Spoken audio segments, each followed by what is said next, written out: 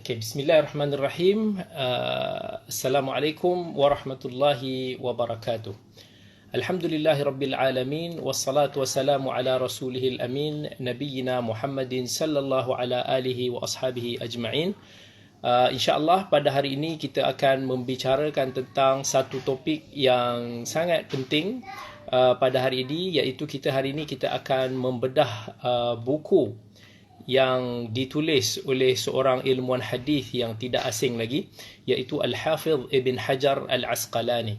Iaitu satu nama yang mana kalau kita selalu belajar tentang hadis-hadis fiqah, hukum hakam, kita pernah dengar kitab Bulughul Maram, maka penulisnya itu Ibn Hajar Al-Asqalani. Dia juga adalah seorang pensyarah yang menghuraikan Fathul Bari atau menghuraikan Sahih Bukhari yang dinamakan sebagai Fathul Bari. Jadi ini adalah buku dia, iaitu buku Badlul Ma'un fi Fadlit Ta'un. Yang ni buku dia ialah, saya tak ada buku yang original dia. Jadi ini version fotokopi. Dan kita ada juga buku ini dalam edisi PDF. Jadi semua boleh dapatkan version PDF di internet. Jadi insya-Allah pada hari ini kita akan mulakan pengajian kita dengan membincangkan tentang buku ni. Ini satu buku yang sangat penting disebabkan kita sekarang berada di musim wabak virus ataupun COVID-19, yang mana kita memang dituntutlah, sangat digalakkan di dalam kita seharian kita ni, kita belajar sesuatu topik itu berdasarkan kepada musim dia.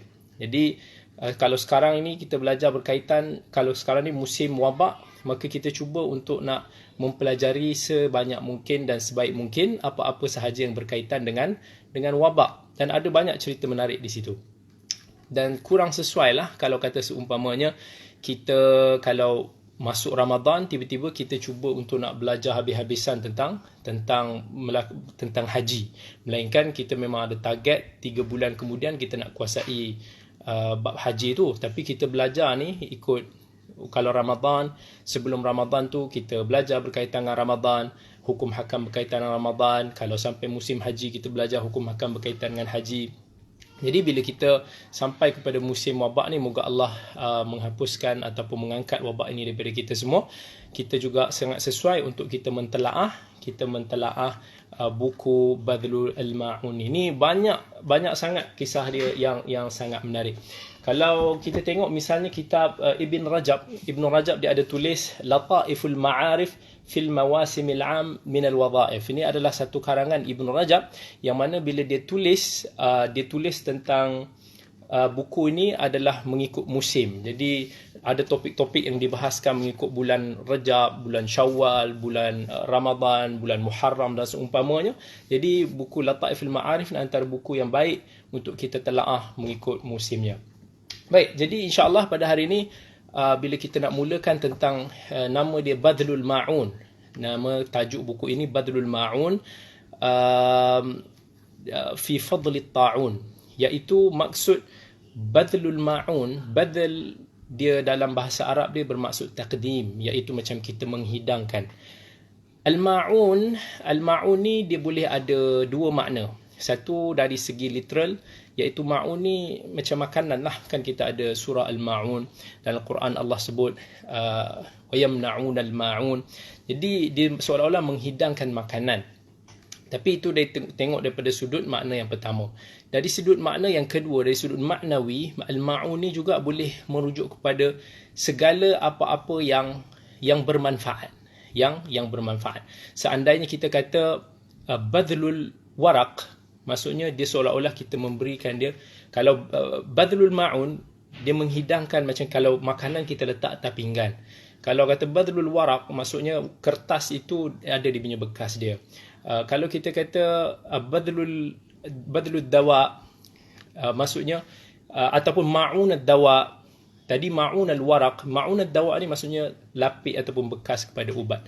So kalau kita kata Ma'un Al-Afkar, dia seolah-olah bila Ibn Hajar bagi nama di Badlul Ma'un, dia nak bagi tahu bahawa Ini hidangan fikrah ataupun hidangan idea-idea, hidangan ilmu yang bermanfaat, yang berkaitan fi fadlit ta'un, yang berkaitan dengan kelebihan wabak ta'un ni. Ini adalah topik yang kita nak bincangkan pada hari ini.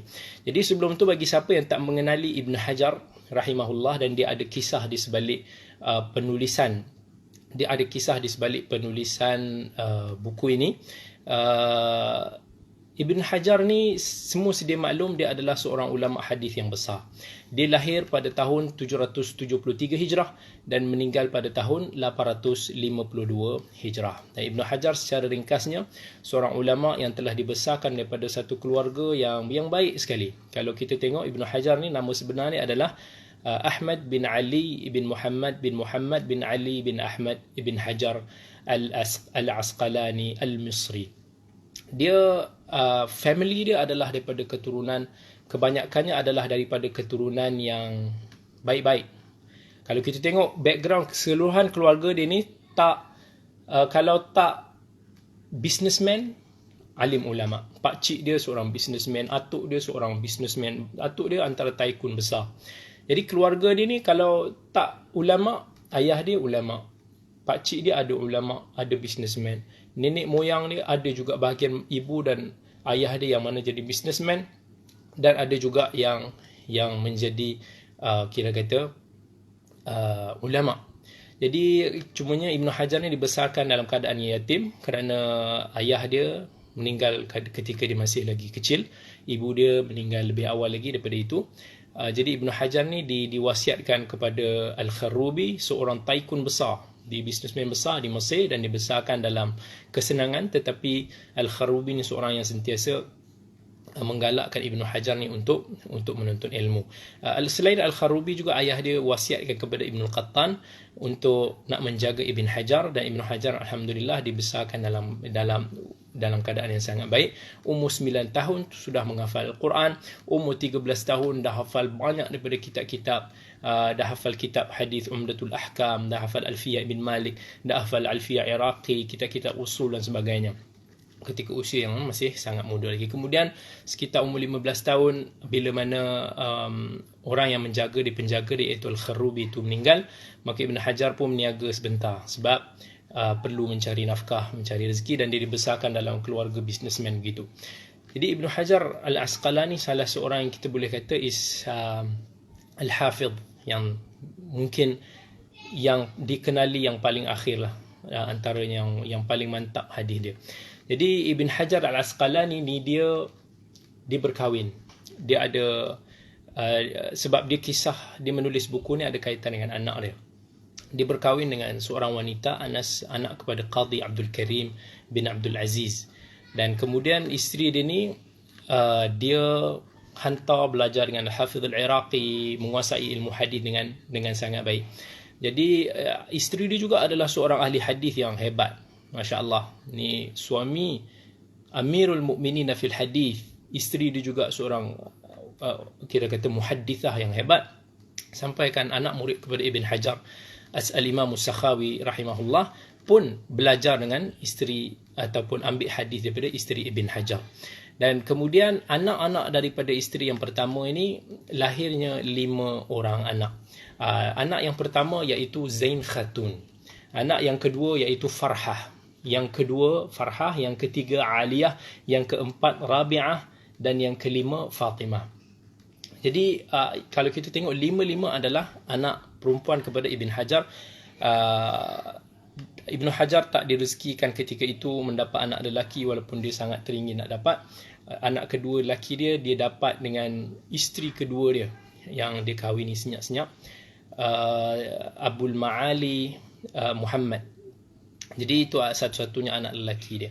Yang lain-lain ni 5 anak perempuan. Masya Allah, 5 anak perempuan ni Ibn Hajar bawa untuk belajar hadis, pergi merata tempat, dan membesar menjadi seorang wanita-wanita yang hebat.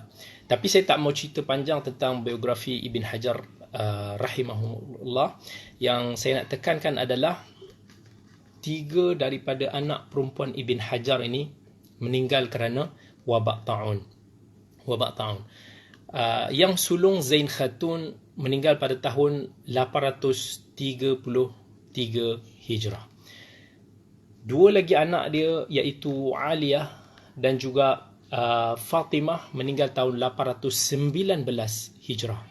Iaitu Aliyah dan Fatimah, dua anak dia meninggal ketika satu wabak taun melanda di Mesir ketika itu pada tahun 819 dan telah membunuh kedua-dua anak kesayangan Ibn Hajar ini.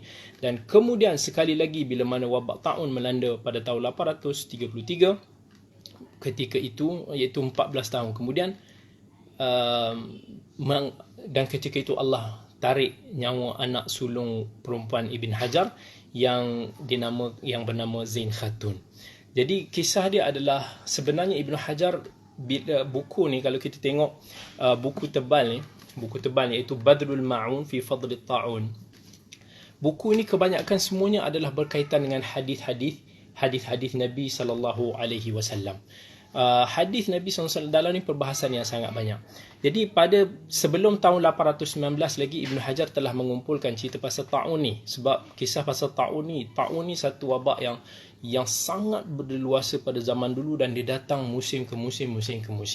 Dia macam 1000 taufan. Bila datang tu dia dia sapu, dia ambil banyak. Ibn Hajar kemudian bila dia dah tulis tahun 819 tu, tiba-tiba dia berhenti.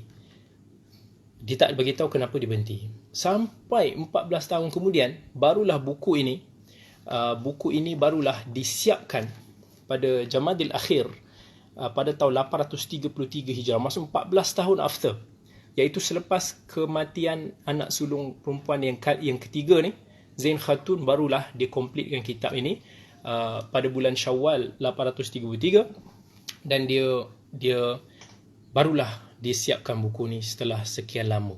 Kenapa Ibn Hajar menangguhkan penulisan ni? Wallahu ta'ala alam. Mungkin ketika mana Ibn Hajar tulis berkaitan dengan hadis-hadis ta'un ini, anak dia meninggal. Kita bagi tahu anak ketiga dia Aliyah dan anak bongsu dia yang perempuan iaitu Fatimah meninggal. Bila mana meninggal, Ibn Hajar sangat-sangat sedih. Jadi kemungkinan adalah Ibn Hajar tak mau sambung kerana dia tak mau tulis tu atas dasar dia sentimen kesedihan pada anak dia, yang menyebabkan mungkin menggugatlah sikit keikhlasan. Ni para ulama dulu, Masya Allah, bila nak menulis, buat apa sahaja, mereka fikirkan tentang ikhlas. Itulah sebab Allah berikan keberkatan yang sangat besar. Kita ni semua benda kalau kita buat, keikhlasan tu lah paling susah. Kerana kita nak bantu orang pun, kita nak kamera follow kita nak orang tahu cerita-cerita pasal kita.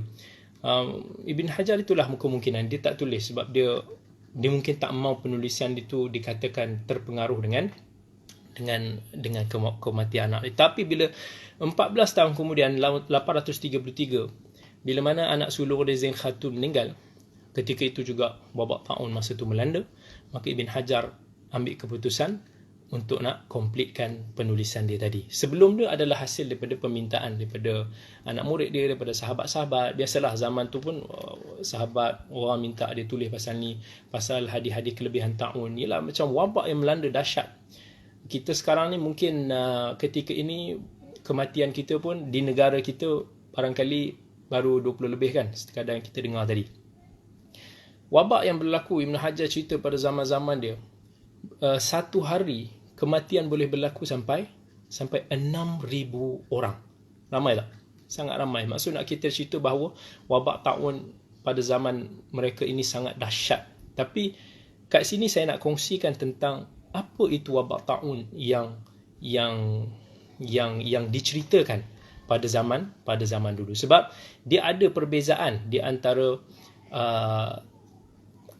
taun yang kita faham hari ini dengan taun yang dibincangkan, disebut dalam hadis, yang diceritakan tentang fadilat taun ni semua. Saya merasakan dia ada perbezaan. Sekejap lagi kita akan bincangkan lebih terperinci.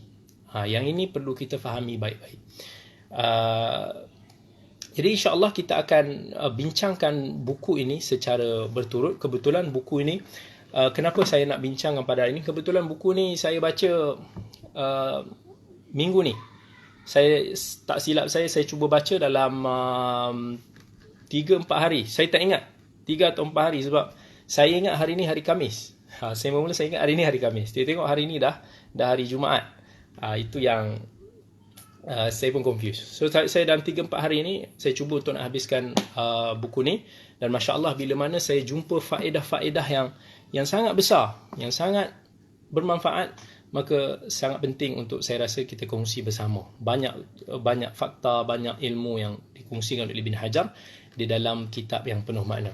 Jadi insya-Allah pada hari ini kita akan fokus kepada buku yang ditulis Ibn Hajar Al-Asqalani, yang mana siapa yang tak ada buku ni boleh rujuk kepada PDF. Tapi PDF dia dalam bahasa Arab lah. Dia tak ada PDF yang dia tak ada, buku ni pun tak diterjemahkan dalam bahasa Melayu. Jadi buku ini secara ringkasnya saya cuba untuk nak ringkaskan kandungan dalam buku ini. Buku ini setebal 450 muka surat, lebih kurang. Sekitar 450 muka surat, sangat banyak. Jadi saya akan cuba ringkaskan dan akan sebut poin-poin penting yang kita boleh ambil maklum dan manfaatkan bersama. Okey, jadi pada bab dia ada 5 bab. Buku ni dia ada 5 bab besar. Yang pertama berkaitan dengan permulaan ta'un. Yang kedua berkaitan dengan pengenalan ta'un. Bab yang ketiga adalah berkaitan dengan ta'un disebut sebagai syahid bagi orang-orang Islam. Yang keempat berkaitan dengan hukum-hukum hakam negara yang terjadi ta'un. Yang kelima, apa yang perlu dilakukan bila berlakunya ta'un. Dan akhir sekali iaitu bahagian penutup ataupun khatimah. Jadi kita akan bincangkan mengikut susunan yang telah ditulis oleh Ibn Hajar. Tapi ada benda yang sangat bermanfaat yang minta semua untuk bersabar, sebab banyak perkara-perkara menarik yang mungkin barangkali menjadi informasi yang pertama bagi kita. Yang pertama iaitu buku ni ditahqiq oleh Ahmad Yassam Abdul Qadir yang diterbitkan di Riyadh, yang mana buku dia adalah seorang penyemak ataupun muhaqqiq, sahabat kepada guru saya Dr. Adnan Shalas. Buku ni telah ditulis tak lama dululah, telah ditahqiq tak lama dulu. Okey, kita masuk kepada perbahasan bab yang pertama iaitu muqaddimah ataupun permulaan ta'un itu sendiri. Dalam bab yang pertama ini Ibn Hajar membahagikan dia punya bab ini kepada 4 chapter. 4 chapter yang Ibn Hajar bahagikan kitab ini. Dan bila mana Ibn Hajar, kita akan sentuh kepada setiap daripada satu-satu bab ini supaya kita sama-sama boleh berkongsilah manfaat dia. Yang pertama, Ibn Hajar menceritakan tentang ta'un ni.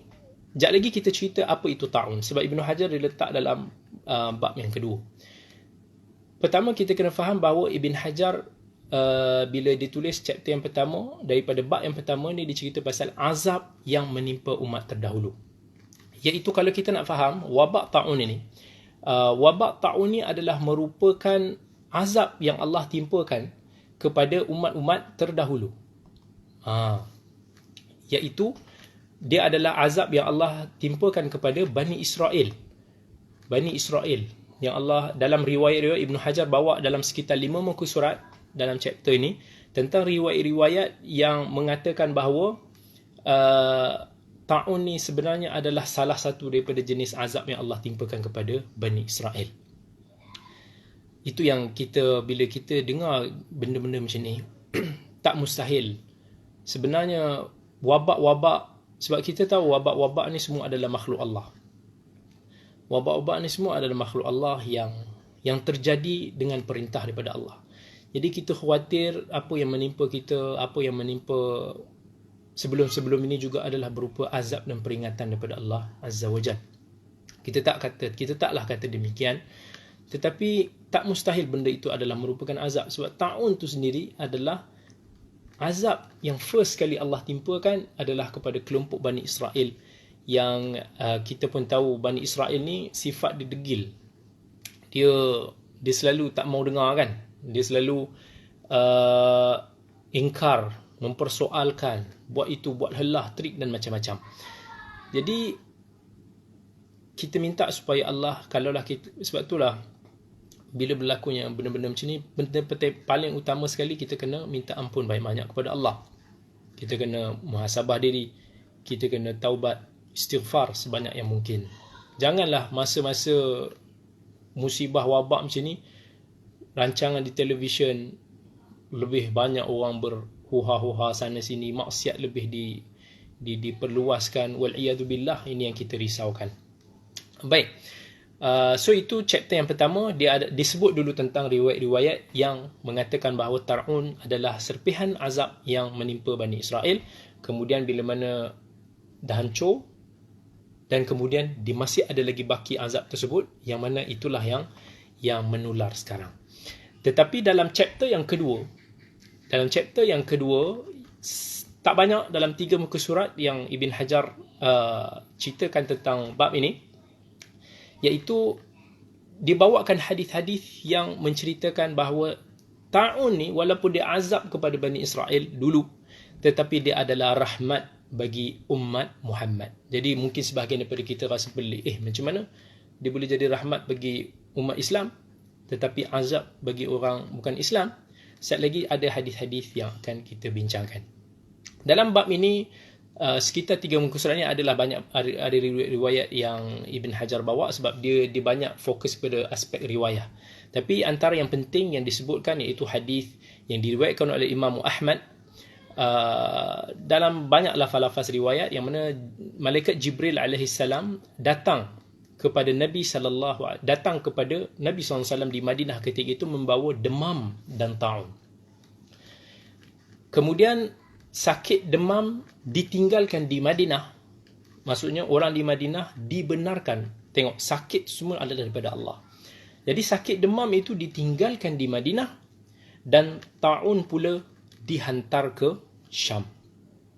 Maksudnya ta'un ni tak masuk Madinah, tetapi ta'un ni dihantar pergi ke Syam. Sebab tu pada masa tu berlaku, Syam ni tempat ta'un yang sangat-sangat dahsyat.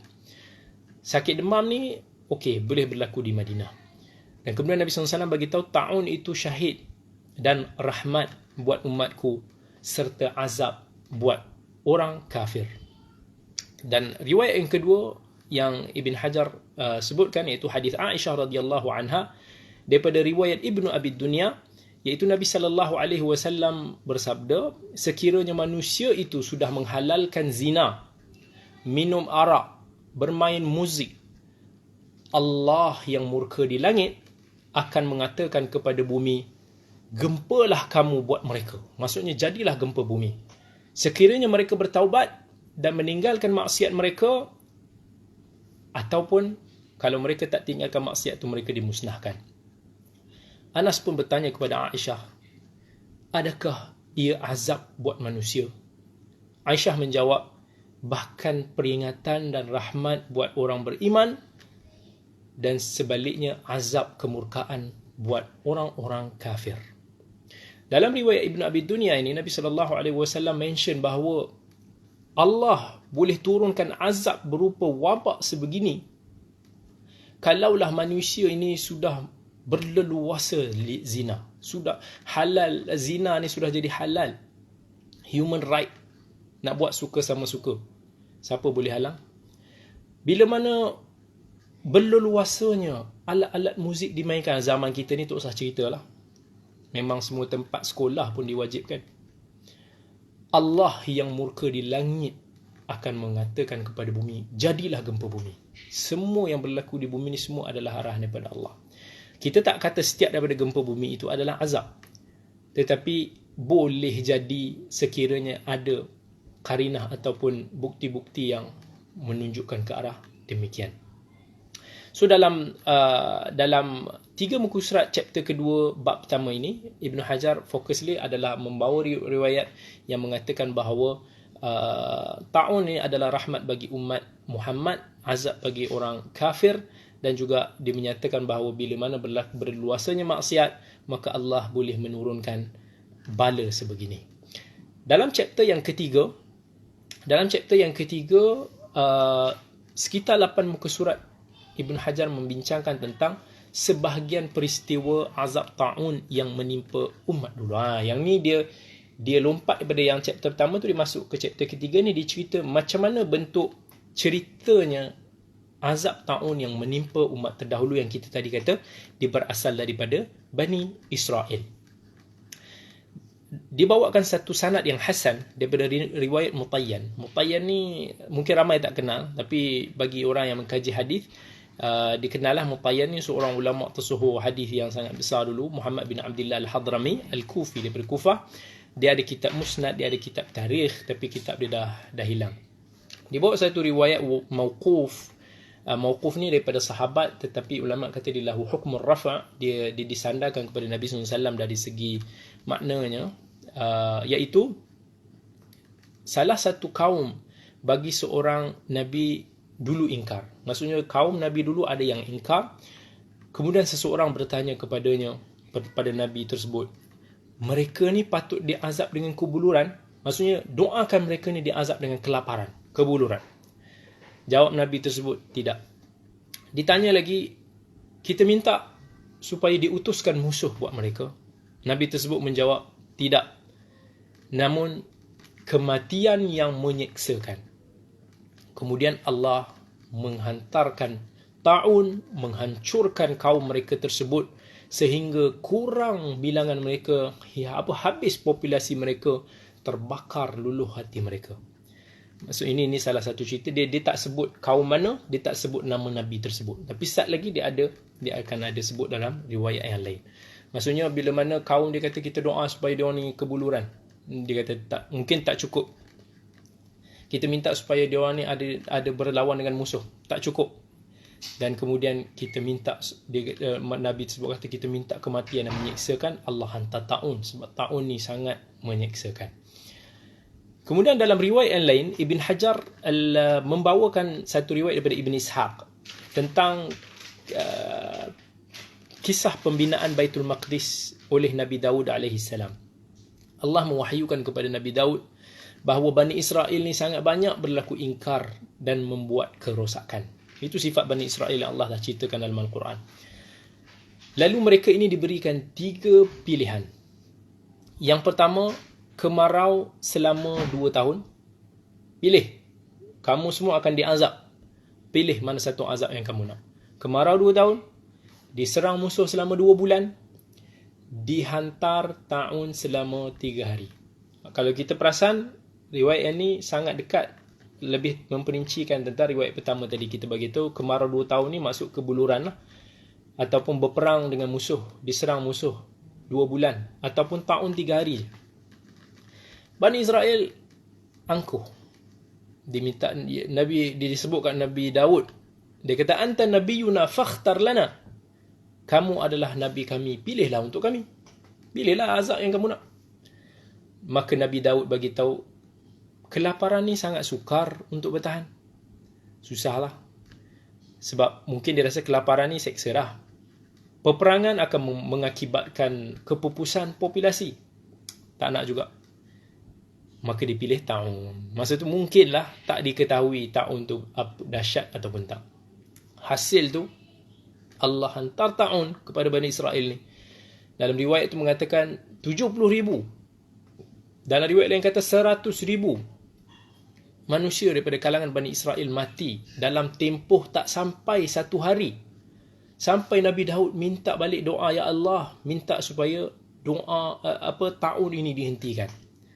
Setelah hilang taun, Nabi Daud pun berkata, Allah telah merahmati kalian, justru syukurilah dia sebanyak dia menguji kamu. Maka Nabi Daud AS pun mula membina Masjidil Aqsa, yang kemudiannya disempurnakan binaannya oleh anak baginda Sulaiman alaihi assalam. Kalau kita perasan, Nabi-Nabi dulu ni, kan dalam Quran pun cerita kan, mereka selalu bila dah tak tahan, mereka akan minta supaya Allah bagi azab kepada kaum dia. Nabi Muhammad tak. Dia tak minta disegerakan azab, melainkan pada certain situasi lah.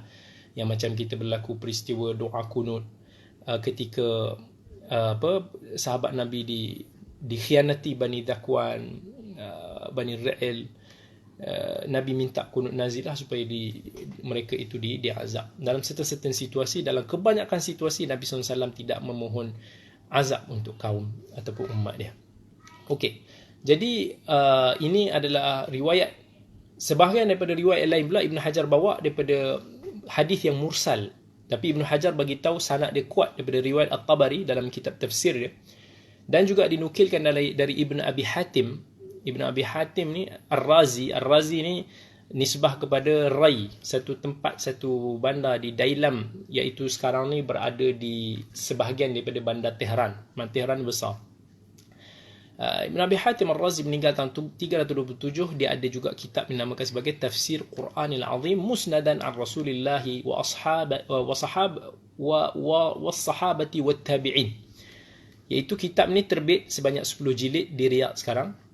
Kemudian Ibn Hajar nukilkan daripada Ibrahim Al-Harbi, seorang ulama hadis terkenal daripada Baghdad, meninggal tahun 285 Hijrah. Dia ada kitab Gharibul Hadith. Ini mungkin tak ramai yang tahu. Ramai tahu Gharibul Hadith Ibn Al-Athir. Tapi sebenarnya Ibn Hajar dia ada Ibrahim Al-Harbi ni dia ada kitab Gharibul Hadith yang sekarang ni diterbitkan di Ummul Qura sebanyak 3 jilid. Okey, Ibn Hajar dia nukilkan daripada sumber-sumber ni tentang kisah keingkaran Bani Israel kepada Nabi Musa. Banyak sangat. Dia kata dalam riwayat ni 5 azab Bani Israel dah diazab 5 kali sebelum ni. Tapi masih lagi degil, masih lagi tegar. Iaitu pada dibawa ayat yang Allah sebut dalam suratul A'raf, فَأَرْسَلْنَا عَلَيْهِمُ الطُّوفَانَ وَالْجَرَادَ وَالْقُمَّلَ وَالضَّفَادِعَ وَالدَّمَ آيَاتٍ مُفَصَّلَاتٍ فَاسْتَكْبَرُوا وَكَانُوا قَوْمًا مُجْرِمِينَ وَلَمَّا وَقَعَ عَلَيْهِمُ الرِّجْزُ قَالُوا يَا مُوسَى ادْعُ لَنَا رَبَّكَ بِمَا عَهِدَ عِندَكَ لَئِنْ كَشَفْتَ عَنَّا الرِّجْزَ لَنُؤْمِنَنَّ لَكَ وَلَنُرْسِلَنَّ مَعَكَ بَنِي إِسْرَائِيلَ فَلَمَّا كَشَفْنَا عَنْهُمُ الرِّجْزَ إِلَى أَجَلٍ هُمْ بَالِغُوهُ إِذَا هُمْ يَنكُثُونَ. Yang bermaksud, kami pun menghantarkan kepada mereka taufan. Ni azab yang Allah hantar kepada Bani Israel sebelum ni. Allah pernah hantar kepada mereka taufan, pernah hantar belalang, pernah hantar kutu, pernah hantar katak, pernah diazab dengan darah sebagai tanda-tanda dan bukti yang jelas nyata.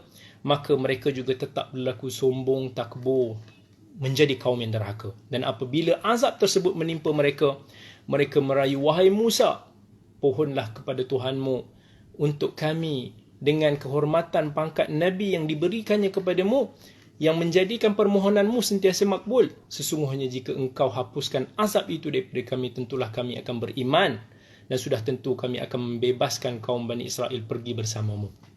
Bani Israel ni minta, selalu bila azab dah turun, minta, ya Allah, tu khalas, kami insaf, kami bertaubat, minta supaya azab tersebut dia pergi. Tapi Allah bagi tahu, setelah Allah angkat azab tu daripada mereka, dia orang kembali pada asal. Tiba-tiba dia orang pun mungkir janji, daripada kata kami insaf, kami tak mau dah ulang dosa ni, buat balik. Itu sifat Bani Israel. Jadi Ibn Hajar dibawakan beberapa riwayat yang menyokong tafsiran azab tersebut adalah ta'un, dan riwayat mengisahkan tentang beberapa peristiwa ta'un yang menimpa Bani Israel di zaman Nabi Musa. Antaranya dalam riwayat At-Tabrani, ketika Nabi Musa tiba di kawasan Bani Kan'an. Maksud Nabi Musa datang dengan kaum dia. Jadi ketika itu Bani Kan'an ni dia nak cuba, diingatkan Nabi Musa Bani Israel ni musuh. Jadi dia kata kita cuba goda Bani Israel ni dengan wanita. Jadi dia disediakan wanita-wanita cantik, dia pun hantar wanita-wanita ni kepada VIP Bani Israel masa tu. Masa tu antara Bani Israel punya VIP nama dia Zimri bin Sha'um, daripada keturunan Syam'un bin Yaqub. Yaqub ni asal usul kepada Bani Israel. Nabi Yaqub Syam'un ni adik-beradik kepada Nabi Yusuf. Diingkar kepada Nabi Musa, dan dia tergoda. Dia orang ni dah tak tahan tengok wanita cantik tu. Jadi bila Nabi Musa larang pun, dia orang kata, fawallahi la nuti'uka fi hadha, kami demi Allah kami tak nak taat pada kamu dalam bab ni. Khalas, tergoda dah. Jadi sampaikan dia orang berzina dengan wanita Kan'an tersebut. Kemudian dengan itu Bani Israel ditimpakan oleh Allah dengan wabak ta'un, sehingga puluhan ribu yang mati ketika itu. Okay. So daripada bab yang pertama ni kita boleh simpulkan, yang pertama sekali, ta'un ni dia adalah azab yang Allah timpakan kepada umat terdahulu, specifically bermula daripada Bani Israel. Tetapi kesan daripada azab itu masih lagi wujud sampai kepada hari ini. dan dia menjadi rahmat bagi orang beriman, yang itu kita akan ulas tak lama lagi. Sekarang ni kita masuk kepada bab yang kedua. Okey, bab yang kedua ni menarik. Kat sini saya nak, sebab ramai orang bila dalam musim-musim wabak ni, dia banyak nukilkan hadis-hadis ta'un. Kan? Kita nukilkan hadis wabak, orang yang kisah-kisah sejarah daripada zaman Umar bin Khattab, hadis-hadis berkaitan ta'un, orang yang sabar dengan ta'un, orang yang mati syahid dengan ta'un. Tapi apa maksud ta'un? Yang ini saya nak ajak kepada semua untuk nak renung. Dan saya nak, kalau kata ada daripada kalangan yang menonton ini daripada kalangan doktor perubatan ataupun yang ada background tentang ilmu perubatan, mungkin boleh kongsikan bersama, sebab saya nak tahu. Okay? Sebab normally ta'un yang kalau kita, yang istilah doktor-doktor perubatan tahu sekarang, ta'un yang kita semua faham. Secara umum orang faham ta'un ni sakit perut. Ta'un ni sakit perut. Dia adalah, tapi dari segi saintifik, ta'un ni adalah daripada bakteria yang dinamakan sebagai Vibrio cholera, ataupun penyakit ta'un ni bahasa saintifik dia juga kolera. Tapi kalau kita tengok simptom-simptom ta'un yang diceritakan dalam istilah perubatan sekarang,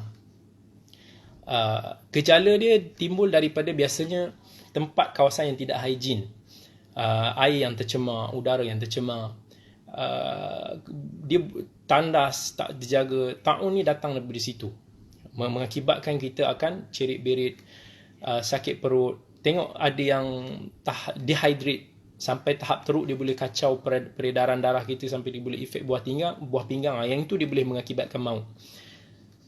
Tapi kalau kita tengok ta'un yang ni, basically dia merujuk kepada orang yang sakit perut, cerit-berit, muntah, akan dirawat pun dengan dia akan diberikan air, mungkin antibiotik juga, sebab dia daripada bakteria.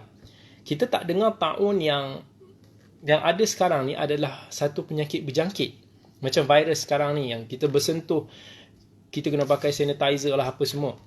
Tetapi ta'un yang ada dalam istilah perubatan sekarang, setahu saya, betulkan saya, dia tak berjangkit begitu. Tapi dia siapa yang makan ataupun jamah di benda yang masuk perut, benda tu dah tercemar, yang itu mungkin bakteria tersebut boleh menjangkiti seseorang. Tetapi ta'un yang diceritakan di dalam hadis, sekejap lagi kita akan cerita tentang kelebihan-kelebihan ta'un yang ada dalam hadis Nabi SAW. Ta'un yang ada dalam hadis, ta'un yang berlaku pada zaman ulama-ulama terdahulu, pada zaman Khalifah Umar, pada zaman Khalifah Umayyah wa Abbasiyah, mana dulu ni yang diceritakan sampai berpuluh ribu mati ni. Termasuk pada ta'un pada zaman Ibn Hajar. Saya melihat dia ta'un yang lain. Dia bukan ta'un yang kita faham ni sekarang. Ta'un yang sakit-sakit perut ni. Sebab ta'un yang ada sakit-sakit perut ni, dia tak efek kulit. Dia hanya dari bahagian penghadaman kita yang tercemar tu. Tapi bila tengok Ibn Hajar, bila dia dalam bab kedua ni, dia nak takrifkan tentang, definisikan tentang definisi ta'un. Saya dapati dia berbeza dengan ta'un sekarang ni. Sebab Ibn Hajar dinukilkan daripada ulama-ulama perubatan, termasuk Ibn Sina. Ibn Sina ni tokoh perubatan. Jadi dinukilkan juga daripada ulama Islam lain seperti Al-Ghazali, dan ramai lagi, yang mana simptom ta'un yang diceritakan dalam hadis dan juga dalam peristiwa-peristiwa itu berbeza. Tak, dia macam bukan ta'un yang kita, kalau kita search ta'un, penyakit ta'un, sakit-sakit ta'un sekarang ni lain. Ta'un yang Nabi bagi tahu dia syahid. Sebab tu kita kena faham betul. Jangan terus ambil tampal. Ta'un yang kita baca dulu, dia ada unsur macam virus. Dia berjangkit. Sehari ribuan orang mati. Kalau tak berjangkit benda tu, susah nak ribuan orang mati, melainkan semua yang ribu-ribu tu mungkin makan minum daripada sumber yang sama, yang tercemar. Jadi dalam chapter pertama bab kedua ni, Ibn Hajar simpulkan bahawa ta'un ni ada 4 jenis. Okay, ta'un ni dia ceritakan balik sebab dia bawa lah pandangan-pandangan tu semua. Yang pertama jenis yang ta'un ni, dia sebenarnya simptom dia ada elemen ketumbuhan di celah-celah anggota. Taun diceritakan dia akan keluar macam daging-daging dekat celah-celah jari. Dia akan keluar dekat celah leher, dekat mungkin celah peha, dekat celah mana-mana celah-celah ni. Dan boleh jadi juga dia tumbuh di mana-mana. Dia macam ada something explode from inside. Dan taun ni juga dia penyakit maut. Walaupun taun yang kita faham sekarang ni, dia kalau tak dirawat, dehydrate, dia boleh mati juga. Tetapi ni pandemik yang merebak too fast dan mengakibat kematian yang besar dalam masa yang cepat. Sebab tu kalau kita tengok hadis tadi, Bani Israel tu tak sampai 1 hari mati bila dah kena penyakit ni. Penyakit ni deadly virus. Dan yang keempat, dia boleh, taun zaman tu dimakan anggota seakan macam penyakit kusta. Sebab Ibn Hajar dibawa riwayat nukilan-nukilan yang mengatakan atau pandangan yang kata bahawa taun dulu ni macam kusta. Dimakan anggota dan boleh jatuh apa anggota daging-daging kita ni. Inilah taun yang menimpa pada zaman tu. Inilah taun yang dalam hadis Nabi sallallahu alaihi wasallam bagi tahu mereka ini syahid. Kalau taun sekarang yang kita faham taun sekarang ni, dia tak adalah sampai kata mengalir darah, betul. Saat lagi kita akan bagi tahu hadis yang lain yang akan jelaskan ni lebih clear. Sebab taun dulu ni berdarah. Dia macam ada luka. Dari dalam ada, daripada luar ada, muntah darah, muntah cacing. Dan dia ada luka yang mengalir kat luar ni. Dia rosak kulit. Taun yang kita faham sekarang ni, taun tu tak makan kulit. Taun ni yang kita kata taun zaman ni dulu ni, ni taun yang makan kulit, yang teruk. Sebab tu dia macam satu wabak yang mengerikan pada zaman tu. That's why kita kena spesifikkan taun dan wabak. Tak semua wabak itu taun, tetapi taun itu sebahagian daripada wabak. Kat situ saya perasan ada orang bila ditranslate ke hadis, disebar ke hadis. Misalnya ada orang translate ke hadis riwayat Ahmad tentang ganjaran orang yang tinggal di rumah dia bersabar di atas wabak. Dia terjemah bersabar di atas wabak. Dalam keadaan yang sabar mengharapkan ganjaran daripada Allah, dia dapat syurga. Jangan terjemah wabak. Sebab wabak tu terlampau umum. Sebab dalam hadis Nabi pakai lafaz ta'un. Siapa yang bersabar dengan ta'un, terjemah ta'un. Jangan terjemah wabak. Sebab wabak ni luas. Dia boleh tergolong, ta'un boleh, dan penyakit yang lain pun boleh. Tetapi ta'un ni ada satu penyakit spesifik khas yang mengerikan. Kalau kita sebut penyakit kusta, semua orang takut. Macam itulah.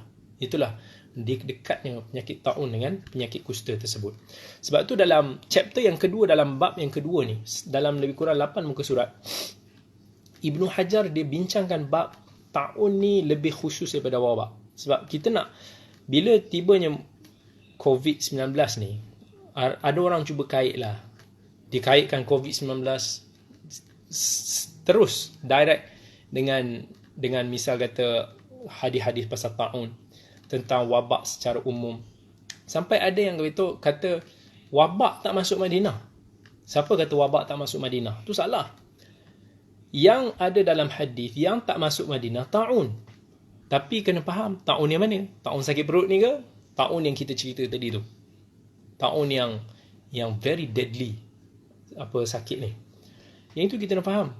Jadi ta'un ni dia lebih khusus daripada wabak. Dalam hadis Bukhari dan Muslim, ada cerita tentang di Madinah ni ada gerbang. Kita tak nampak. Dan di gerbang Madinah ni ada malaikat yang menjaga dari masuknya ta'un dan dajjal. Dajjal dan ta'un tak boleh masuk Madinah. Dan dalam hadis Bukhari dan Muslim juga, Aisyah radhiyallahu anha, dia ada bagi tahu bahawa Madinah ni dulunya kawasan yang banyak wabak. Dalam lafaz hadis tersebut, qadimna al-Madinata wa hiya awba ardillah. Kami ni datang ke Madinah, maksudnya ketika kami berhijrah ke Madinah ni, Madinah ni antara kawasan yang paling, bumi Allah yang paling banyak wabak. Dalam hadis tersebut Bilal bagi tahu bila ada sebut Allahumma al'an Syaibah bin Rabi'ah wa Utbah bin Rabi'ah wa Umayyah bin Khalaf kama akhrajuna min ardina ila ardil waba. Ya Allah, laknatlah Syaibah bin Rabi'ah, laknatlah Utbah, laknatlah Umayyah, sebagaimana mereka ini mengeluarkan kami, menghalau kami daripada tanah kami sampai ke tanah yang wabak ini. Madinah dulu adalah tempat yang banyak wabak. Jadi nak kata wabak tak boleh masuk Madinah, Madinah masuk wabak. Sebab wabak ni luas. Taun sebahagian daripada wabak. Wabak ni macam pandemik. Something yang boom, mengakibatkan kematian yang besar, jangkitan yang begitu dahsyat. So kita boleh kata tiada percenggahan antara hadis-hadis ni kerana taun dia lebih spesifik daripada wabak. Dulu dekat Madinah ada demam hasil daripada some virus yang selalu buatkan orang sakit. Dalam hadis Nabi SAW dipilih demam, tadi kita dah sebutkan, dipilih demam untuk ditinggalkan di Madinah berbanding taun, dan kemudian berdoa kepada Allah supaya dipindahkan demam itu ke Juhfah. Hadis ni ada dalam Sahih Bukhari dan Muslim. Dan kita juga ada dengar dalam kisah Uraniyin. Uraniyin ni orang tahulah rumusan ni hadis kencing unta tu. Dalam Bukhari dan Muslim juga disebut bahawa inna hadhihi ard wabi'ah. Sesungguhnya Madinah ni adalah bumi wabi'ah, ni maksudnya bumi yang banyak wabak. Dalam riwayat lain sebut orang-orang ni yang dijangkiti wabak ini badan dia lemah dan bertukar menjadi kekuningan. Kekuning-kuning maksudnya some kind of wabak yang saya pun tak tahu nama dia apa kita nak sebut. Bukan demam kuning ni baby je kan. Dan kemudian dari segi peristiwa sejarah pun, Madinah pernah berlaku satu wabak besar pada zaman Umar sampai menyebabkan kematian yang besar. Hadis ni ada disebut dalam Sahih Bukhari, yang mana ketika itu Abu Aswad Ad-Du'ali, ni orang yang belajar bahasa Arab ni semua tahulah nama ni. Abu Aswad Ad-Du'ali menceritakan tentang macam mana wabak besar ketika dia sampai di Madinah masa tu di zaman Umar. Masa tu tengah berlaku wabak yang mengakibatkan kematian yang banyak. Jadi kesimpulannya untuk kita tahu bahawa wabak ini bukan semestinya taun.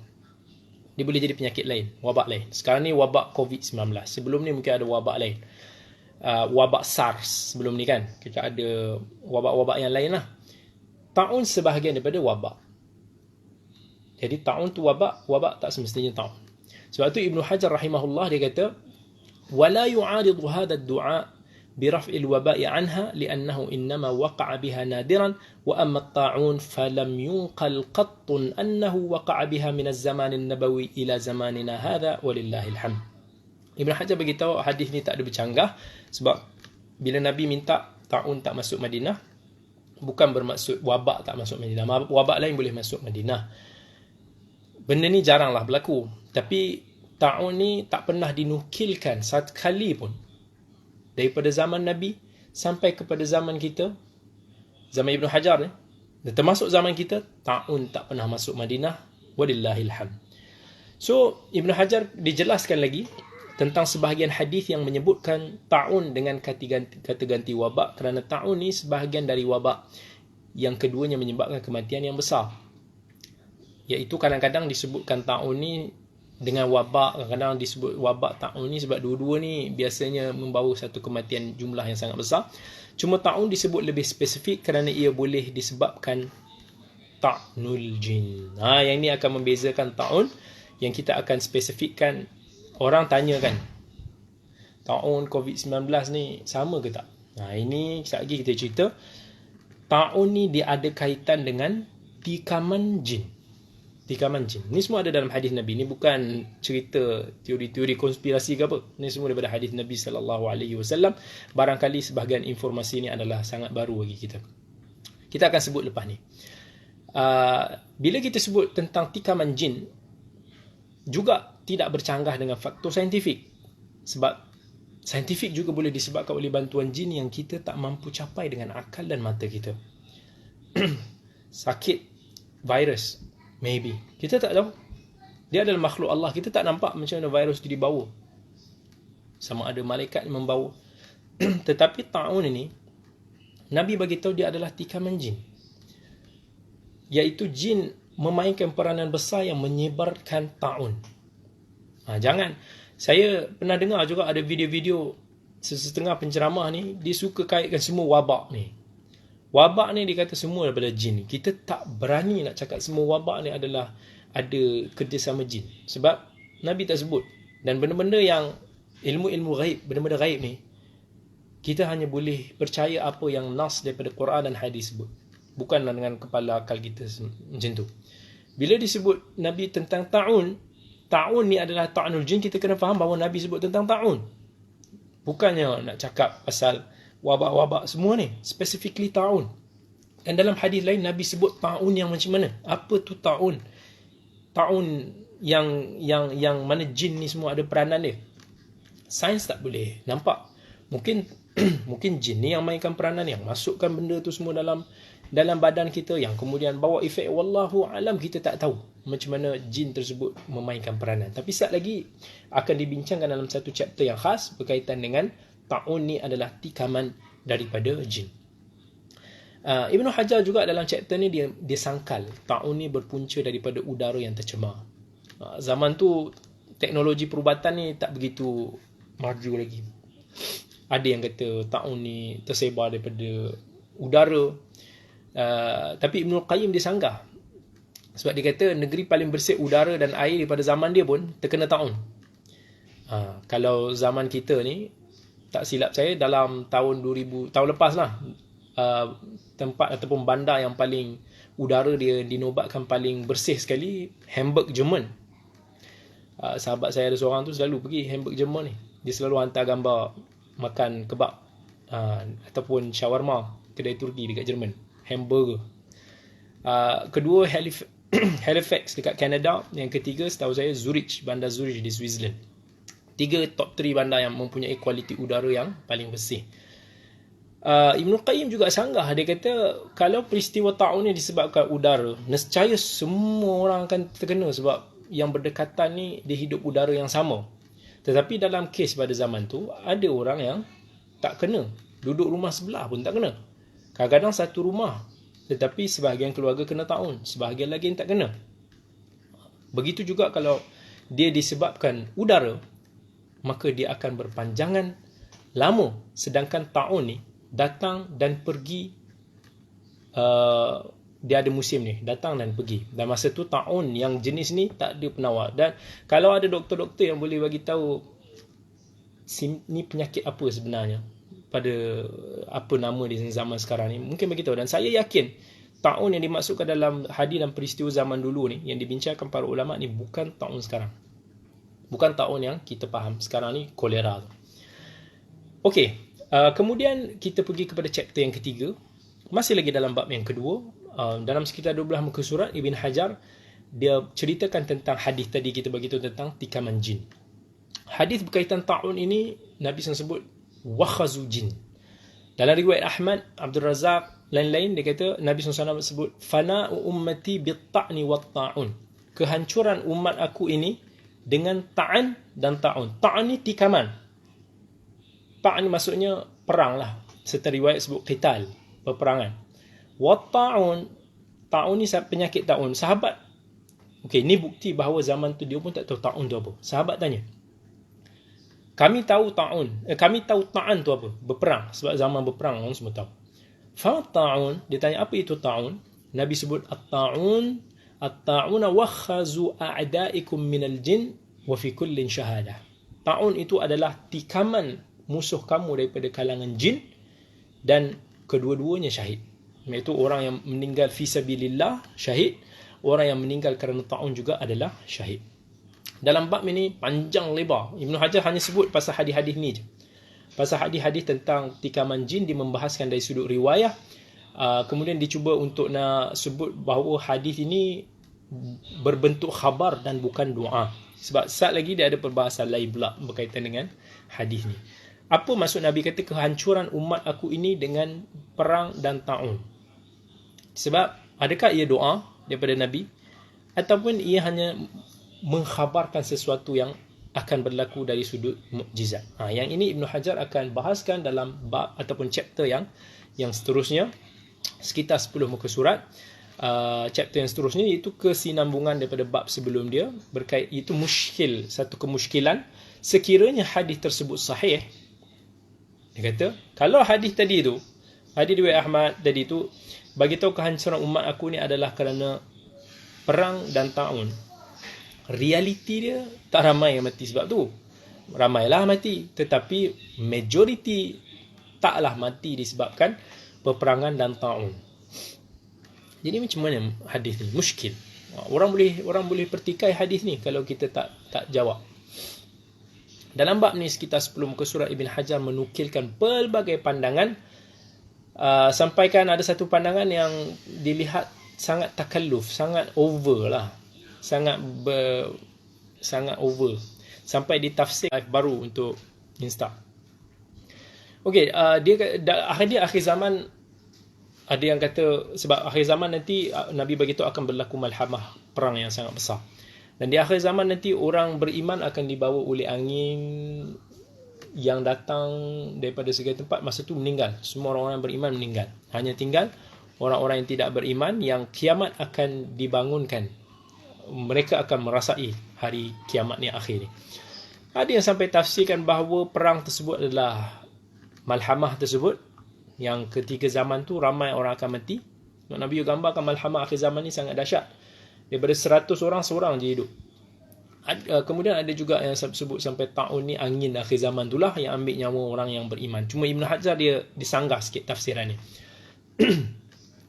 Kemudian dia bawa lagi beberapa kemungkinan kebarangkalian bila mana Ibn Hajar kata boleh jadi juga hadis tadi itu, iaitu Nabi bila doa kehancuran umat aku ni dengan perang, pembunuhan dan juga taun, boleh jadi juga adalah satu bentuk. Tetapi ada satu bentuk doa yang mana doa tersebut dalam bab al-am alladhi urida bihi al-khusus. Doa ni sebut umum, tapi dia maksud dalam tu kehancuran umatku. Siapa umatku itu? Yang Nabi maksudkan kelompok khas daripada kalangan sahabat dia, ataupun kelompok terbaik pada zaman dia, sahabat lah, ataupun kelompok-kelompok yang tertentu. Maksudnya certain umat sahaja. Tapi tak juga, sebab kebanyakan sahabat tak meninggal taun ataupun peperangan. Okey, boleh jadi juga termasuk dalam sebahagian doa Nabi. Maksudnya fana ummati, kemusnahan umat aku ini bukannya khabar, tetapi dia memaksud doa Nabi SAW. Nabi doakan supaya umat dia ramai yang mati disebabkan peperangan ataupun taun. Tetapi bila realiti dia tidak sedemikian, boleh jadi juga doa Nabi yang ini tidak dimakbulkan oleh Allah, sebagaimana kita pun pernah baca dalam hadis sahih Muslim, Nabi SAW pernah doa supaya umat dia ni tak berperang sesama sendiri dan tidak berpecah. Allah tidak makbulkan doa yang tu. Sebab tu kita hari ni suka bergaduh kan. Tengok sahabat kita buat salah sikit, bam hentam. Asal boleh gaduh, buat apa kita berdamai. Okey, boleh jadi juga umatku dalam hadis tersebut bermaksud semua, kul, dan juga sebahagian, ba'd, pada masa yang sama. Iaitu dia bukan maksud umat daripada zaman dulu sampai akhir zaman nanti, tetapi boleh jadi semua umat pada sesetengah zaman atau tempat sahaja. Kalau boleh fahamlah. Mungkin semua umat pada abad sekian, semua umat pada negara sekian, ataupun pada akhir zaman nanti semua orang beriman pada zaman itu, yang mana dia maksud dia semua umat pada zaman tu, tapi dia sebahagian daripada umat secara global lah. Boleh jadi juga dia merupakan doa umat baginda mendapat syahid. Nabi SAW boleh jadi juga dia nak doakan supaya umat dia mati syahid. Sama ada mati syahid dengan peperangan ataupun mati syahid dengan taun. Yang ini disokong oleh riwayat doa Abu Bakar masa dihantarkan tentera dia pergi ke Syam. Dinukilkan oleh Abu Bakar Razi dalam Ahkamul Quran. Dia pernah doakan tentera dia mati tak dalam peperangan, mati sebab taun. Dan dalam riwayat Ibn Abi Dunya, masa peristiwa taun terjadi di Kufah. Ni di Kufah pada zaman tu, bukan zaman sahabat, 50 tahun 50-an hijrah macam tu, pernah berlaku taun dahsyat di Kufah. Mughirah bin Syu'bah pun risau masa tu. Dia kata azab Allah dah sampai, keluar semua daripada Kufah. Tapi Abu Musa bagi tahu, Abu Musa al-Ash'ari radhiyallahu anhu, dia kata akan tetapi seorang hamba Allah yang saleh iaitu Abu Bakar As-Siddiq pernah mendoakan, Allahumma ta'nan wa ta'unan fi mardatik. Ya Allah, kurniakanlah kepada mereka, iaitu tentera-tentera yang diutuskan itu, mati syahid dalam peperangan fisabilillah ataupun mati kerana ta'un, yang dua-dua ni dalam keredaan Allah Azza wa Jalla. So riwayat ni seolah-olah macam menyokong tafsiran umat dalam hadis tadi tu sebagai para sahabat, tapi Ibn Taymiyah ditolak pandangan ni. Dia kata kalau kita tafsirkan umat ni dengan para sahabat, menyebabkan kita akan kena tafsirkan umat-umat, kalimah umat dalam hadis-hadis yang lain pun kita kena terjemahkan sebagai sahabat, which is dia kata tak begitu tepat. Okay, so itu dalam chapter keempat yang dibahaskan tadi. Dalam chapter yang kelima, Ibn Hajar membahaskan tentang lafaz hadis wa khazu a'daikum, iaitu tikaman daripada musuh kamu. Yang ini dibahaskan dalam sekitar 18 muka surat. Dibahaskan tentang aspek riwayat hadis dari segi riwayahnya, dari segi dirayahnya, dicerita pasal hadis yang sebut jin ni sebagai saudaranya, dicerita pasal orang Arab dulu pun sebut ta'un sebagai panahan jin. Macam mana kita nak memahami kalimah saudara dan musuh pada masa yang sama. Kemudian diceritakan maksud wa fi kullin syahadah, bila Nabi kata kedua-duanya, orang yang mati kerana ta'un dan dalam peperangan ini mendapat syahadah, disebut tentang macam mana orang yang fasik. Dia kata, Ibn Hajar kata, orang yang fasik kalau mati sama ada dalam peperangan ataupun dalam kerana ta'un, dia kata dia tak syahid begitu. Dia tak dapat darjat syahid yang tinggi. Berdasarkan kepada ayat surah Al-Jathiyah, Allah Azza wa Jalla sebut, am hasibal ladzina ijtarahu as-sayyiati an naj'alahum kal ladzina amanu wa 'amilus salihati sawa'un mahyahum wa mamatuhum sa'a ma yahkumun. Patutkah orang-orang yang melakukan kejahatan menyangka bahawa kami akan menjadikan mereka seperti orang-orang yang beriman dan beramal saleh dengan menyamakan keadaan mereka semua semasa mereka hidup dan semasa mereka mati? Buruk sungguh apa yang mereka hukumkan, sangkakan itu. Tapi ada juga kebarangkalian, maksudnya boleh jadi juga orang yang fasik, orang yang banyak melakukan dosa kecil ataupun orang yang buat dosa besar, wal'iyadu billah, harapnya kita semua tak termasuklah dalam golongan tu. Boleh jadi juga boleh dapat syahadah kalau mati kerana ta'un ataupun di battlefield, sebab Nabi SAW sebut dalam hadis Bukhari dan Muslim, at-ta'una syahadatun likulli muslim. Ta'un itu adalah syahid bagi semua orang Islam. Tetapi tak bererti syahid tu satu level, sebab syahid ni ada banyak level, ada atas, ada yang bawah. Itu juga ada riwayat dia. Dan kemudian Ibn Hajar dia ada bahaskan bahawa orang yang syahid ni diampunkan semua dosa dia kecuali hutang. So hutang ni lah yang akan menyekat orang syahid. Dahsyat. Syahid ni dah kira dahsyat. Syahid ni kalau Allah kurniakan kita syahid ni, Masya Allah, dia boleh cross dosa-dosa kita ni, hamba Allah yang banyak buat dosa ni. Tapi hutang ni boleh overrule, sekat balik. Sebab tu kita jangan ambil mudah soal hutang. Jangan ambil mudah kita duk pinjam duit orang tak bayar balik, buat-buat lupa. Kita buat mudah je, kita pinjam, lepas tu kita tak ambil berat sampai kita terlupa. Nabi SAW sangat tekankan dalam bab ini, sampai ada dalam kes Nabi SAW tak mau imamkan salat sahabat dia mati dalam keadaan berhutang, sampaikan ada sahabat lain yang bayarkan hutangnya. Jadi yalah, kalau orang-orang yang buat pinjaman masa sekarang, walaupun 6 bulan diberikan tangguhan oleh kerajaan, jangan buat-buat lupa pula lepas 6 bulan nanti tak mau bayar, sambung balik bayar. Jangan ambil mudah lah soal hutang ni. Kemudian dalam chapter ini juga Ibn Hajar dibawakan satu kemusykilan lain dari yang dinukilkan daripada Subki. Dia kata kalau hadis ini sahih, nescaya ta'un tidak datang pada bulan. Maksudnya hadis yang kata bahawa kalaulah ta'un ni, tikaman jin ni sahih, dia kata ada orang akan kata masa Ramadan macam mana? Masa Ramadan maksudnya tak boleh kena ta'un lah, kerana syaitan ketika itu ditambat. Kan dalam hadis kata idza jaa Ramadan suffidatis syayatin, syaitan-syaitan tu akan ditambat. Tapi dia kata realitinya berlaku banyak kes-kes ta'un pada bulan Ramadan.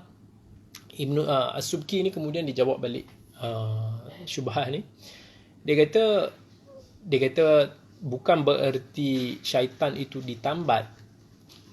Maksudnya dia tak boleh menggoda, dia tak boleh kacau, sebab tambatan itu mungkin bermaksud hanya tambatan daripada menggoda amalan Bani Adam, ataupun dia hanya merujuk kepada sesetengah. Dalam riwayat ada begitu maradatus syaitan, iaitu daripada taiko-taiko syaitan saja yang ditambat, ataupun sifat-sifat puasa yang boleh dia cakap baliklah, mungkin ada orang dia ada sifat puasa yang boleh menghalang syaitan. Sifat apa yang boleh menghalang syaitan, iaitu orang yang berpuasa betul-betul imanan wahtisaban. Siapa yang Nabi kata man sama ramadhana imanan wahtisaban, siapa yang berpuasa di bulan Ramadan dalam keadaan penuh keimanan dan penuh pengharapan untuk mendapat ganjaran daripada Allah. Inilah sifat-sifat puasa yang boleh menghalang syaitan daripada menggoda dia. Dan kita boleh saksikan Ramadan juga kejahatan banyak berkurangan. Okey, so itu dalam chapter 5 daripada bab ke-2 tadi. Okey, dalam chapter yang ke-6 disebut bahawa dalil, dan bab ni tak panjang sangat, dia cerita dalam 3 muka surat. Dia kata dalil bahawa jin boleh menjajah atau goda menyerang manusia pada bulan Ramadan dan selainnya dibawakan riwayat, contohnya hadis Bukhari dan Muslim. Nabi SAW ketika beriktikaf Ramadan, kalau kita ingat kisah dalam Bukhari ni, Nabi SAW tengah iktiraf bulan Ramadan di satu waktu yang gelap malam hari. Kemudian ketika itu salah satu isteri baginda Safiyah binti Huyai datang, nak ada hajat lah, nak bertanya kepada Nabi, bersembang dengan Nabi jap. Dalam waktu yang gelap tersebut, Nabi kemudiannya keluar temankan Safiyah, hantar Safiyah balik rumah. Tapi dalam keadaan yang gelap masa tu, zaman tu mana ada lampu-lampu jalan kan. Tiba-tiba ada 2 orang sahabat Nabi SAW yang macam, dia macam usah pelik je. Mungkin ada was-was lah, ada syak sangka buruk ke, sampai Nabi SAW dia faham. Dia kata ta'al, dia kata relax, you berdua relax, kemari, ni cuma Safiyah. Dia bagi tahu ini isteri dia, janganlah sangka buruk macam-macam. So maksudnya ketika itu i'tikaf, maksudnya pada bulan Ramadan. Jadi itu menunjukkan, kemudian Nabi SAW sebut inna syaitana yajri min ibni Adam majrad dam. Sesungguhnya syaitan ni dia boleh berlari ni, mengalir dalam kita punya saluran darah ni. Dan itu juga yang sometimes sakit-sakit kita ni kadang-kadang disebabkan jin-jin syaitan ni. Dan kita tak boleh nampak lah, daripada pandangan mata kasar kita tak nampak. Tetapi kita boleh nampak, kita tak nampak macam mana syaitan mengalir dalam darah kita ni sampai dia boleh membawa kepada kita sakit macam-macam. Dan kita pun banyak dengar kadang jenis sakit yang mana tiba-tiba bila mana jin tu keluar daripada badan kita, tiba-tiba kita sembuh balik, penyakit tu tersebut hilang. Jadi benda-benda macam ni adalah benda yang tak boleh dinilai dengan mata kasar ataupun saintifik. Tetapi dia ada aturan dan kitaran yang Allah telah tentukan, yang mana adalah dia punya rule-rule yang kat situ, tapi kita tak boleh nampak dalam bab ni. So dalam hadis ni menjelaskan bahawa bulan Ramadan pun syaitan boleh menggoda kita sebenarnya. Dia bukannya totally lockdown. Bukannya bulan Ramadan ni tiba-tiba syaitan ni stay at home. No, syaitan pun, manusia pun ada syaitan-syaitan juga kan. Masa lockdown ni dia buat tak tahu je ni, melawan pihak berkuasa balik, membahayakan persekitaran, sengaja je nak lawan. Itu pun apa kata dalam surah An-Nas pun ada kadang-kadang begitu, minal jinnati wan nas. Ada juga syaitan daripada kalangan jin, ada juga syaitan daripada kalangan manusia. Kemudian diceritalah beberapa kisah dan athar tentang gangguan syaitan yang boleh menyamar jadi manusia, menyamar jadi makhluk yang boleh mengganggu manusia. Ada disebut dalam kitab Masaidus Syayatin yang dikarang oleh Ibn Abi Dunya. Okey, dalam chapter yang ke-7 ini, Ibn Hajar cerita tentang hikmah gangguan jin terhadap manusia dengan ta'un. Dinukilkan daripada Ibn Qayyim, dia kata manusia kita adalah musuh kita adalah syaitan dari kalangan mereka. Manakala yang taat pula adalah saudara kita. Apabila manusia ingkar dari memusuhi mereka yang ingkar, maka jin menguasai mereka sebagai balasan, sebagaimana manusia menguasai dan menggunakan jin untuk melakukan kerosakan. Ta'un bagaikan serangan balas daripada pihak jin. Bagi orang mukmin yang ditimpa, ia merupakan rahmat, kafarah dan syahadah. Maksudnya manusia pun ada yang jenis mempergunakan jin. Jadi dibuat kerosakan-kerosakan ni semua macam seolah-olah menggunakan jin-jin ni. Dan kemudian taun ni juga boleh jadi salah satu daripada bentuk serangan balas daripada pihak jin. Itu tak scientific, tak boleh nak proof macam mana dalam bentuk dia.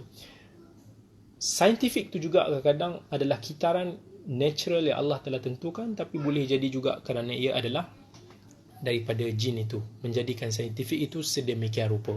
Sebagaimana setiap daripada segala urusan di dunia ini ada malaikat yang Allah telah tetapkan untuk mengatur semua ni.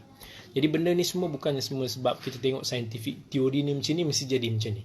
Kalau teori ni jadi macam ni pun sebab ada pentadbiran daripada malaikat sendiri yang telah mendapat arahan daripada Allah Azza wa Jalla. Jadi katanya orang mukmin pun tak boleh selamat daripada taun. Sebab sebagaimana orang mukmin tak terselamat daripada serangan zahir musuh, begitu juga serangan taun yang tak boleh terselamat. Tapi taun baguslah, dia ada beberapa kebaikan. Okey. Dalam chapter yang ke-8 kemudian ni, dalam 20 muka surah, ini penting juga antara benda yang kita nak tahu, iaitu Ibn Hajar disebutkan beberapa zikir-zikir, amalan-amalan pelindung daripada gangguan jin. Yang ni penting lah untuk nak kita tahu pada musim-musim sekarang ni. Kalau tak, kadang-kadang amalan yang macam-macam yang tak ada berdasarkan daripada Quran Sunnah yang keluar kan. Sedangkan ada dalam hadis-hadis. Okey, saya sebutkan beberapa, semua cuba hadam, cuba ingat dan cuba amalkan semampu yang boleh. Dalam ni dibawa banyak riwayat, dan kalau ada kelemahan pada sanad, Ibn Hajar akan jelaskanlah sama ada dia hadis tu mursal ke, dhaif, terputus ke dan sebagainya. Okey, yang pertama sekali, antara amalan pelindung, zikir pelindung daripada gangguan jin. Sebab dia boleh, kalau jin membawa taun, maka dia boleh menyelamatkan kita daripada taun. Antaranya amalan membaca Fatihah dan Qul huwallahu ahad sebelum tidur. Yang mana dalam hadis tu bagi tahu kita akan terselamat. Siapa yang baca sebelum kita tidur, kita akan terselamat dari semua benda kecuali mati. Hadis ni diriwayatkan oleh Al-Bazzar dalam musnad dia, tapi hadis ni dhaif. Kemudian ada hadis lain, amalan lain, syaitan lari daripada rumah yang dibacakan surah Al-Baqarah. Hadis ni ada dalam Sahih Muslim. Jadi ini semua boleh diamalkan. Baca kat rumah kita banyak-banyak Al-Baqarah. Tu yang paling malas kan, sebab ada 2 juzuk, 8 muka surat. Jenuh nak baca 2 juzuk. Yang semua asyik baca Yasin. Bukan salah nak baca Yasin, tetapi lebih tepat kalau kita tujuan kita nak jauhkan daripada syaitan-syaitan, jin-jin yang jahat ni, bacakan Al-Baqarah, kerana itu lebih menepati sunnah Nabi dan lebih menepati fadilat yang kita nak capai tu. Kemudian 2 ayat terakhir Baqarah. Jadi kita baca Amanar Rasul bima unzila ilaihi min rabbihi wal mu'minun, ayat akhir tu. 2 ayat terbaqarah ni kita baca, kalau kita baca 3 malam, maka rumah kita tidak didekati oleh syaitan. Yang ini ada hadis hasan yang diriwayatkan oleh Imam Tirmizi dan An-Nasa'i, dan hadis ini dinilai sahih oleh Ibn Hibban dan Al-Hakim. Kemudian jangan lupa juga untuk membaca 10 ayat daripada Baqarah. 10 ayat daripada Baqarah ni, dalam hadis ni sebut rumah tidak akan dimasuki syaitan sepanjang malam hingga subuh. Iaitu 4 ayat terawal Baqarah, ayat kursi, 2 ayat selepas dia, dan 3 ayat akhir surah Al-Baqarah. Yang ini hadis daripada riwayat At-Tabrani, tetapi sanad dia terputus. Kemudian kita baca ayat kursi sebelum tidur. Dan dalam hadis riwayat Bukhari, siapa yang membacakan ayat kursi sebelum tidur, dia akan sentiasa dalam peliharaan Allah dan tidak akan didekati syaitan sehingga subuh. Dan kemudian kita baca An-Nas dan Al-Falaq. Nabi pernah baca ketika sedang travel, masa tu angin kencang dan dikala gelap, yang sangat gelap. Dalam hadis riwayat Abi Daud, masa Nabi dia takut ada gangguan daripada jin ataupun azab, kena dibaca An-Nas dan Al-Falaq ni adalah pelindung yang hebat. 3 kul. Ini semua antara fadilat yang ada dalam hadis-hadis yang sahih. Kemudian antaranya kita sebut la ilaha illallah wahdahu la syarikalah lahul mulku wa lahul hamdu wa huwa ala kulli syai'in qadir. Nabi sebut dia akan kalimah ini, siapa yang baca dia akan jadi pelindung daripada syaitan sepanjang hari. Hadis dalam riwayat Bukhari dan Muslim. Kemudian kita baca la ilaha illallah 10 kali selepas daripada salat fajar, sebelum kita bercakap apa-apa pun, dia akan jadi pelindung daripada keburukan syaitan. Hadis ni riwayat Tirmizi, merupakan yang dia kata hadis hasan gharib. Sama juga kita nak masuk toilet, tempat-tempat yang paling banyak syaitan ni, bacalah bismillah. Siapa yang baca bismillah, Nabi kata dia akan terpelihara auratnya daripada jin. Hadis riwayat Tirmizi. Kemudian siapa yang masuk masjid juga baca a'udzubillahil azim biwajhil qadim wa bisultanihil qadim minasyaitanir rajim. Nabi beritahu syaitan akan tak berani kacau dia sepanjang hari. Itu hadis riwayat Abi Daud. Dalam hadis riwayat Abi Daud yang lain, Nabi SAW beritahu kalau kita keluar rumah dan kita baca Bismillah tawakkaltu ala Allah wala haula wala quwwata illa billah. Siapa yang baca, syaitan sebut dia tak berani nak kacau. Sebab Nabi kata hudita wa kufita wa wuqit. Kamu akan mendapat hidayah, mencukupi sebagai pelindung kamu, dan kamu akan terpelihara. Kemudian siapa yang masuk rumah, bacalah a'udzu bikalimatillahi tammah min syarri ma khalaq. Banyak lagi. Ini semua antara amalan-amalan yang warid daripada hadis Nabi, sunnah Nabi sallallahu alaihi wasallam yang boleh melindungi kita daripada syaitan yang dilaknat. Tapi Ibn Hajar disebut satu perhatian yang penting. Yang kita kena tahu, ayat dan zikir ini hanya memberi manfaat kepada mereka yang bersih hatinya, dan mereka yang ikhlas dalam bertaubat, mereka yang menyesal di atas segala ketelanjuran dan kekurangan dalam ketaatan. Sebaliknya, Ibn Hajar beritahu, sebab zikir-zikir ni semua adalah penawar. Tetapi kalau dia kata asbab penyakit tu lebih kuat daripada asbab penawar, barangkali penawar itu tidak berkesan. Maksudnya kalau macam dia kata ubat tu kurang dos. Maksudnya kita punya maksiat ni terlampau banyak. Kita tak bertaubat, kita tak pernah istighfar. Zikir pun kadang-kadang je. Tiba-tiba nak zikir, tiba-tiba takut nak zikir. Tiba-tiba setengah musim baru nak zikir. Dos yang zikir yang Nabi bagi tahu ni kita makan ni mungkin sikit sangat. Dos dia tak mencukupi nak merawat kekotoran hati kita ni semua ni. Yang menyebabkan menarik daripada syaitan-syaitan ni mendekati kita ni semua. So make sure biar dos tu mencukupi. Biar maksudnya zikir ni janganlah musim-musim, sikit-sikit, kadang-kadang je, tapi lakukanlah sentiasa. Jadi amalan harian ni, orang yang melazimi, Nabi kata orang yang melazimi istighfar, orang yang sentiasa baca zikir pagi dan petang, insya-Allah, yakin insya-Allah orang macam ni akan terselamat. Tapi kalau orang tu kadang-kadang wallahu taala alam, kalau Allah nak jaga dia, Allah boleh jaga, tapi dos dia masih lagi sangat kurang. So ambil perhatian semua dalam bab ni. Kan ada orang kata saya dah baca zikir tu Ustaz, tapi masih lagi efektif. Tengoklah, mungkin tak cukup lah tu. Mungkin dia masih lagi kotor, zikir dia masih lagi kurang, ngaji pun jarang-jarang, kadang-kadang solat pun tak jaga. Macam mana? Syaitan masih lagi strongly boleh tarik dia. Bagi perhatian dalam bab ini. Okey, kita habis dalam bab yang kedua. Kita masuk kepada bab yang ketiga, iaitu berkaitan dengan isu ta'un ni syahid bagi orang-orang Islam. Ta'un ni syahid dan rahmat bagi orang Islam. Ini semua ada dalam hadis Nabi SAW, hadis dalam riwayat Ahmad. Dan kita boleh tengok bahawa syahid ni dia ada banyak jenis, kan? Syahid fisabilillah tu tak perlu dinafikan lagi lah. Tapi ada riwayat-riwayat syahid yang tak terhad kepada peperangan fisabilillah. Macam syahid tu ada 5. Mat'un, mabtun, lemas, hadam fisabilillah. Mat'un ni orang yang ditikam. Orang mabtun ni yang sakit perut. Lemas, orang yang mati lemas. Orang yang hadam, orang yang macam mati kena hentak. Mungkin aksiden boleh termasuk. Fisabilillah ni termasuk yang hadis dalam riwayat Muwatta ada sebut. Seumpamanya ada dalam riwayat Muslim. Begitu juga dalam riwayat lain ada tambah wanita yang mati nifas, iaitu melahirkan anak. Hadis dalam Ibnu Abi Syaibah dan Tayalisi dengan sanad yang kuat menyebut wanita yang mati meninggal kerana melahirkan anak juga sebahagian daripada syahid. Dalam riwayat Ahmad tambah terbakar. Dalam riwayat Tabrani ditambah lagi mereka yang dimakan binatang buas. Dalam riwayat Tirmizi sebut orang yang mempertahankan hartanya daripada dirompak. Dalam riwayat An-Nasa'i sebut orang yang terbunuh secara zalim. Dalam riwayat Tabrani sebut orang yang disengat binatang berbisa, meninggal fisabilillah atas katil, ataupun jatuh daripada binatang tunggangan. Ini semua antara kategori-kategori syahid.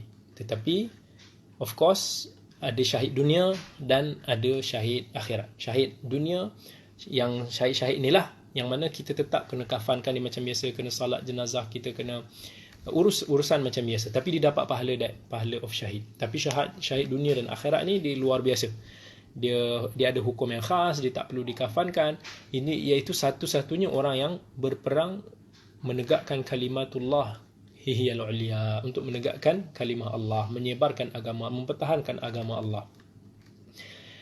Dan syahid ni juga boleh dengan niat, iaitu siapa yang Nabi SAW sebut dalam hadis riwayat Muslim, man talaba syahadah sadiqan u'tiha walau lam yusibha. Siapa yang memohon, meminta syahid, so doa pada Allah, kurniakanlah kita mati syahid, dengan penuh kejujuran Allah akan bagi dia walaupun dia tak dapat.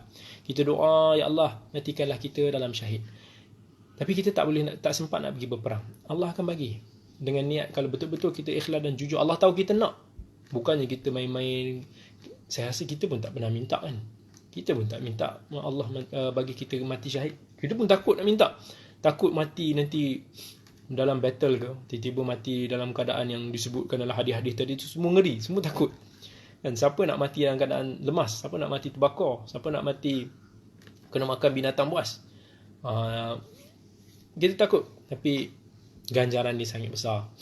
Sebab dalam hadis Nabi kata orang yang mati syahid ni, dia akan minta kembali ke dunia.